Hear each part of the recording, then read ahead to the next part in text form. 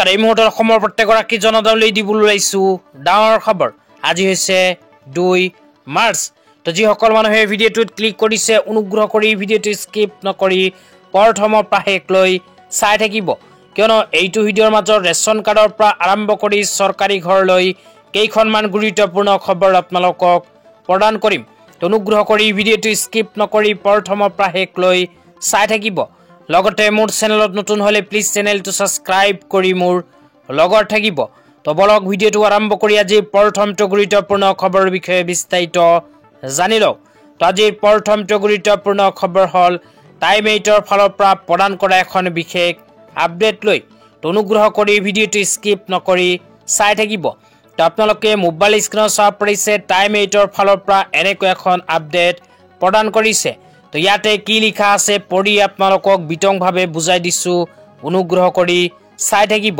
তো ইয়াতে লিখা আছে 7 মাৰ্চৰ পূৰ্বে ঘোষণা হ'ব এডিআৰইৰ ফলাফল মুখ্যমন্ত্ৰীৰ বৃহৎ ঘোষণা তো মাননীয় মুখ্যমন্ত্ৰী ডাঙৰীয়া এখন বৃহৎ সিদ্ধান্ত গ্ৰহণ কৰিছে তো অসমৰ মাননীয় মুখ্যমন্ত্ৰী ডাঙৰীয়াৰ সিদ্ধান্ত অনুযায়ী যিসকলে আসাম ডাইৰেক্ট ৰিক্ৰুটমেন্টৰ 3rd গ্ৰেড আৰু 4th গ্ৰেডত পৰীক্ষা দিছিল সেই সকল পৰীক্ষাৰ্থীৰ ফলাফল চলিত মাৰ্চ মাহৰ 7 তাৰিখৰ ভিতৰতে ঘোষণা হ'ব তো ইয়াতে কিন্তু স্পষ্টভাৱে লিখা আছে যে 7 মাৰ্চৰ পূৰ্বে ঘোষণা হ'ব এডিআৰইৰ ফলাফল তো এতিয়া আপোনালোকক দিবলৈ লৈছো আজি দ্বিতীয়টো খুবেই গুৰুত্বপূৰ্ণ খবৰ অনুগ্ৰহ কৰি ভিডিঅ'টো স্কিপ নকৰি চাই থাকিব আজি দ্বিতীয়টো গুৰুত্বপূৰ্ণ খবৰ হল নেশনেল ফেমিলি বেনিফিট স্কিম লৈ তো নেশনেল ফেমিলি বেনিফিট স্কিমত কোনবোৰ মানুহে আবেদন কৰিব পাৰিব আবেদন কৰাৰ পিছত কি লাভ হ'ব সবিস্তাৰে এতিয়া আপোনালোকক জনাই আছো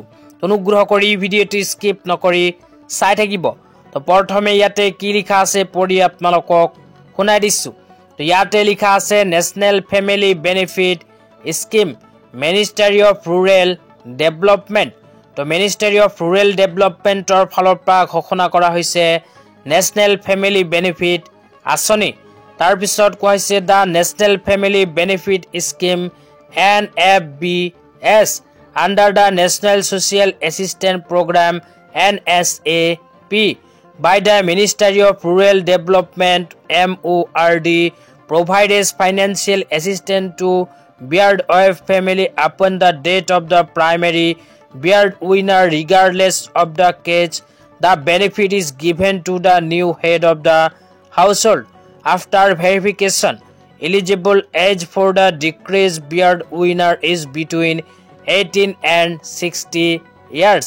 তাৰ পিছত কোৱা হৈছে benefit তো বেনিফিটৰ ভিতৰত 1 নম্বৰত কোৱা হৈছে লাম সাম of 20,000 is given to the new head of household after the breadwinner's death তো ইয়াতে কোৱা অনুযায়ী ভাৰত চৰকাৰে আৰম্ভ কৰিছে নেশনেল ফেমিলি বেনিফিট আঁচনি এইখন আঁচনিৰ জৰিয়তে যিসকল মানুহৰ ৰেচন কাৰ্ড আছে ৰেচন কাৰ্ড থকা পৰিয়ালে বেংক একাউণ্টত লাভ কৰিব 20,000 টকাৰ আৰ্থিক সাহায্য লগতে যিসকলে আগতীয়াকৈ আবেদন কৰিছিল সেই সকলে ইতিমধ্যে নিজৰ নিজৰ বেংক একাউণ্টত 20,000 টকাৰ আৰ্থিক সাহায্য লাভ কৰিছে তো আপোনালোকে যদি নেশনেল ফেমিলি বেনিফিট স্কিমৰ জৰিয়তে 20,000 টকা পাব বিচাৰে তেন্তে কেনেকৈ পাব আৰু আপুনি যোগ্য হয় নে নহয় এতিয়া জানি লওক তো ইয়াতে কোৱা অনুযায়ী যিসকল মানুহৰ ৰেচন কাৰ্ড আছে সেই সকল মানুহৰ যদি একমাত্ৰ উপাৰ্জন সৃষ্টিকাৰী মুৰব্বীৰ মৃত্যু হয় বা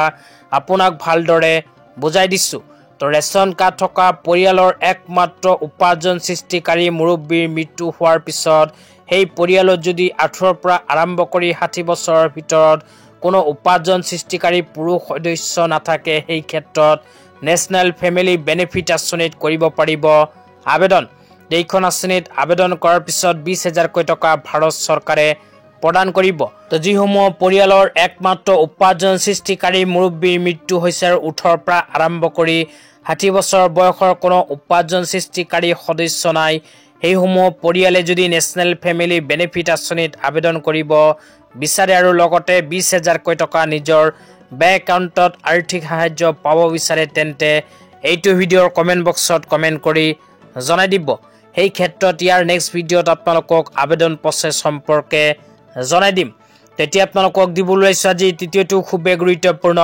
খবৰ। তো আজি তৃতীয়টো গুৰুত্বপূৰ্ণ খবৰ হ'ল ভাৰত চৰকাৰৰ ফালৰ পৰা প্ৰদান কৰা এখন বিশেষ আপডেট লৈ। তো ইয়াতে কি লিখা আছে প্ৰথমে পঢ়ি শুনাই দিছো। ইয়াতে লিখা আছে कचरा नहीं ये कंचन है, इसे अलग अलग करे और पैसा कमाए। তাৰ পিছত লিখা আছে সাৰ্চ এমপি ৰিল প্ৰতিযোগিতা। তো ইয়াতে কোৱা অনুযায়ী ভাৰত চৰকাৰে এখন ৰিল প্ৰতিযোগিতাৰ আয়োজন কৰিছে। এইখন ৰিল প্ৰতিযোগিতাত যিসকলে অংশগ্ৰহণ কৰিব সেইসকল মানুহক প্ৰদান কৰিব আকৰ্ষণীয় পুৰস্কাৰ।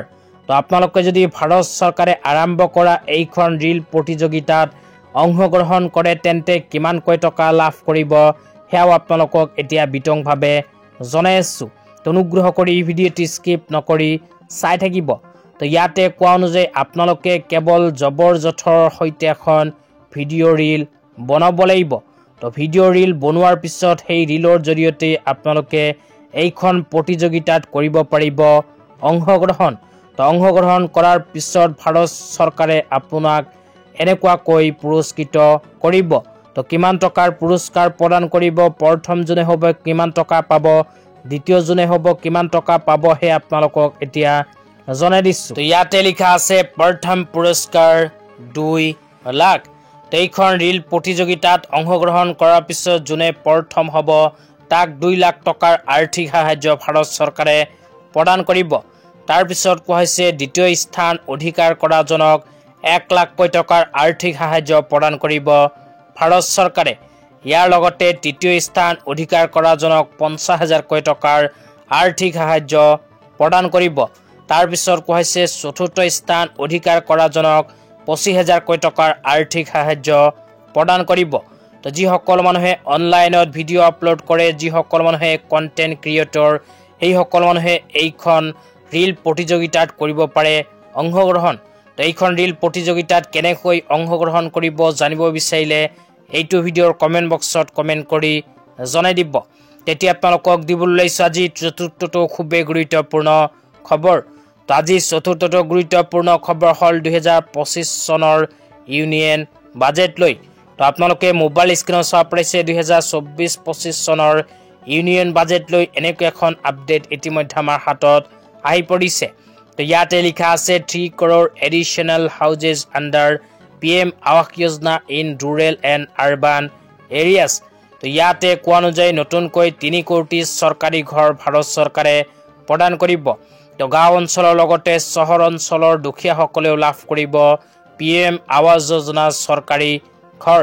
তো তাৰপিছত আৰু কি লিখা আছে পঢ়ি আপোনালোকক জনাই দিছোঁ।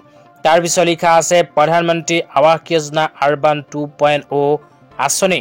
তো ভাৰত চৰকাৰে চৰকাৰী ঘৰ প্ৰদানৰ বাবে নতুনকৈ আৰম্ভ কৰিছে প্ৰধানমন্ত্ৰী আৱাস যোজনা আৰ্বান 2.0 আঁচনি। তো এইখন আঁচনিত যদি আপোনালোকে আবেদন কৰিব বিচাৰে তেন্তে আপোনাৰ হাতত থকা মোবাইল ফোনটো দিয়েই কৰিব পাৰিব আবেদন। তো আবেদন সম্পৰ্কে জানিব বিচাৰিলে এইটো ভিডিঅ'ৰ কমেণ্ট বক্সত কমেণ্ট কৰি জনাই দিব। তেন্তে ইয়াৰ নেক্সট ভিডিঅ'ত আবেদন প্ৰচেছ সম্পৰ্কে বিতংভাৱে আপোনালোকক জনাই দিম। তো আজি ইমানেই, ধন্যবাদ।